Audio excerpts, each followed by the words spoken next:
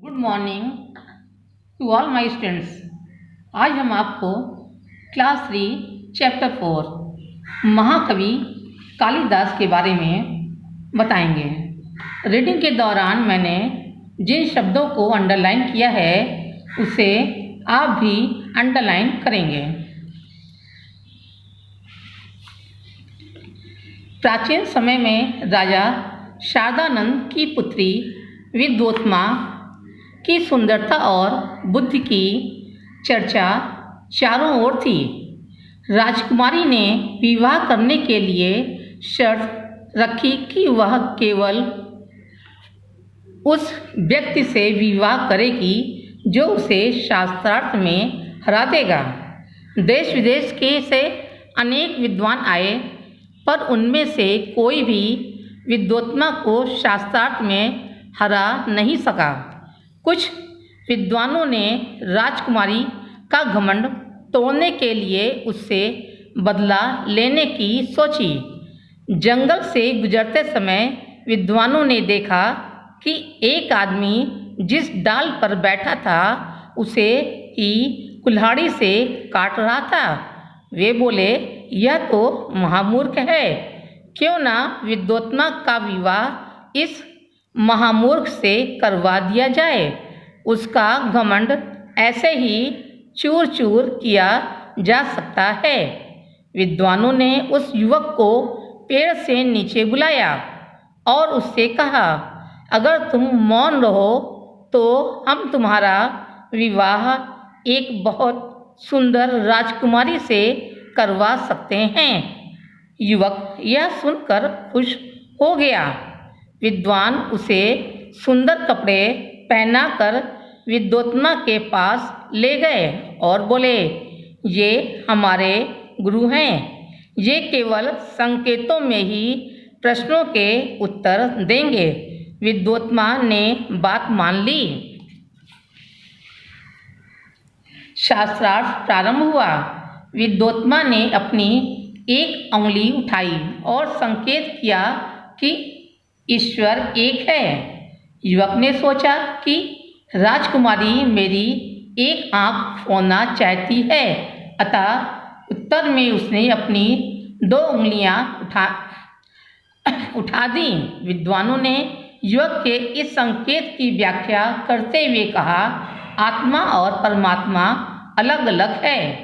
इस बार राजकुमारी ने अपनी 5 उंगलियां उठा दी और संकेत किया कि हमारा शरीर 5 तत्वों से मिलकर बना है और संसार में सबसे श्रेष्ठ है।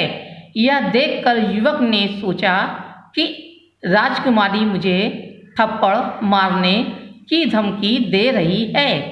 इसके उत्तर में उसने अपनी मुट्ठी बांधकर घूंसा बनाया और ऊपर उठा दिया। विद्वानों ने युवक के इस संकेत की व्याख्या करते हुए कहा, आत्मा 5 तत्वों से भी श्रेष्ठ है। ऐसे उत्तर सुनकर विद्योत्मा बहुत खुश हुई और उसने उस युवक से विवाह कर लिया। लेकिन कुछ दिनों में ही वह समझ गई कि यह विद्वान नहीं बल्कि महामूर्ख है। उसने कालिदास को महल से बाहर निकलवा दिया। विद्योत्मा समझ गई कि उसका पति न तो गूंगा बहरा है और न ही विद्वान, बल्कि वह महामूर्ख है। उसने तुरंत महल से बाहर निकलवा दिया। कालिदास को बहुत दुख हुआ। उसने ज्ञान प्राप्त करने का निर्णय लिया। अनेक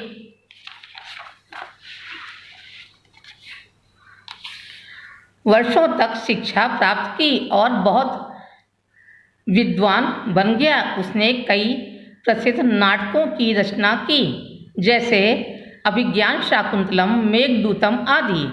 अब कालिदास को लोग महाकवि कालिदास कहने लगे। विद्योत्मा को जब पता चला तो उसने अपने पति कालिदास से क्षमा मांगी। उज्जैनी के राजा विक्रमादित्य ने महाकवि कालिदास को सम्मानित किया और अपने 9 रत्नों में सम्मिलित कर लिया। अब इस कहानी को मैं आपको अपने शब्दों में समझाती हूँ। प्राचीन काल में राजा शारदानंद की पुत्री विद्योत्मा बहुत सुंदर और बुद्धिमती थी। राजा ने उसके विवाह के लिए शर्त रखी कि वह केवल उसी व्यक्ति से विवाह करेगी जो उसे शास्त्रार्थ में हरा देगा।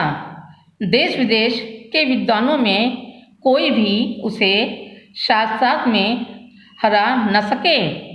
विद्वानों ने बदला लेने के लिए उसका विवाह किसी मूर्ख से करवाना चाहा। वे विद्योत्मा का घमंड तोड़ने के लिए एक ऐसे युवक को लाए जो उसी डाल को काट रहा था जिस पर वह बैठा था। विद्वानों ने युवक से कहा कि तुम मौन रहो तो हम तुम्हारा विवाह सुंदर राजकुमारी से करवा सकते हैं। युवक तैयार हो गया। वे उसे सुंदर वस्त्र पहनाकर विद्योत्मा के पास लाए और कहा कि ये हमारे गुरु हैं। ये केवल संकेतों में ही आपके प्रश्नों के उत्तर देंगे। विद्योत्मा तैयार हो गई। शास्त्रार्थ में विद्योत्मा ने एक उंगली उठाकर संकेत किया कि ईश्वर एक है। युवक ने सोचा यह मेरी एक आंख फोड़ना चाहती है, इसलिए उसने अपनी 2 उंगलियां उठा दी। विद्वानों ने इसकी व्याख्या करते हुए कहा कि आत्मा और परमात्मा अलग अलग है। इस बार विद्योत्मा ने 5 उंगलियां उठाकर संकेत किया कि हमारा शरीर 5 तत्वों से मिलकर बना है।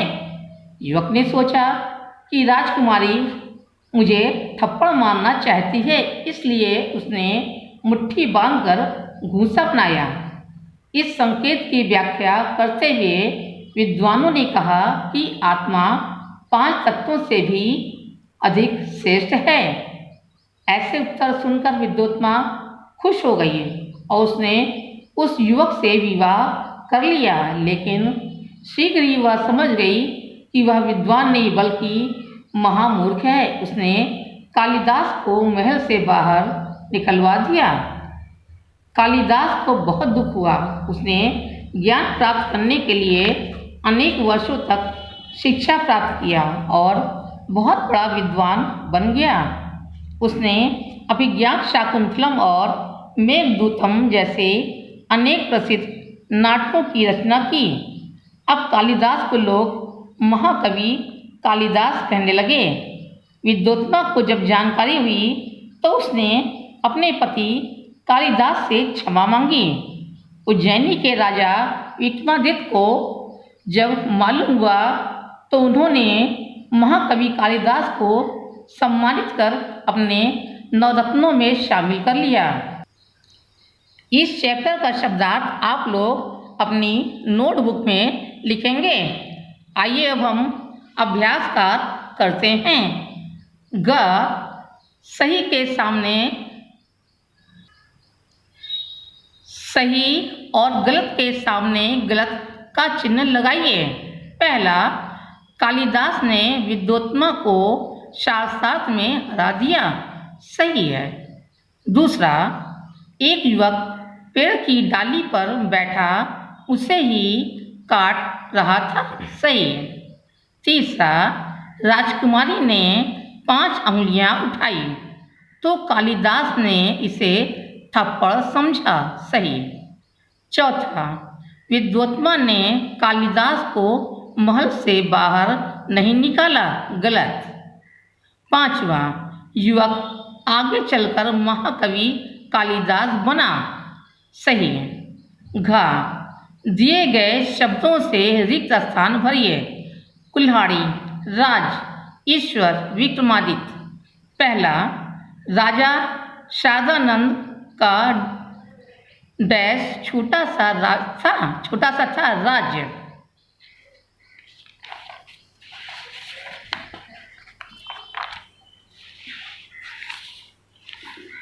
दूसरा, युवक डैश से उसी डाल को काट रहा था जिस पर वह बैठा था, कुल्हाड़ी। तीसरा, डैश एक है, ईश्वर। चौथा, उज्जैनी के राजा डैश ने महाकवि कालिदास को सम्मानित किया। विक्रमादित्य। अंगा। सही उत्तर पर सही का चिन्ह लगाइए। पहला, विद्योत्मा किस राजा की पुत्री थी?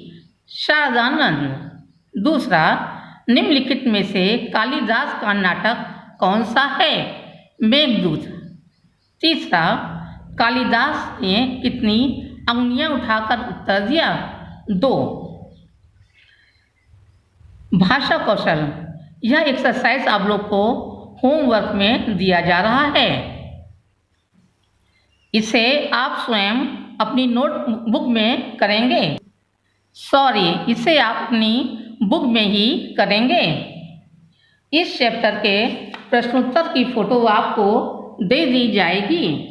आज की कक्षा में बस इतना ही। धन्यवाद।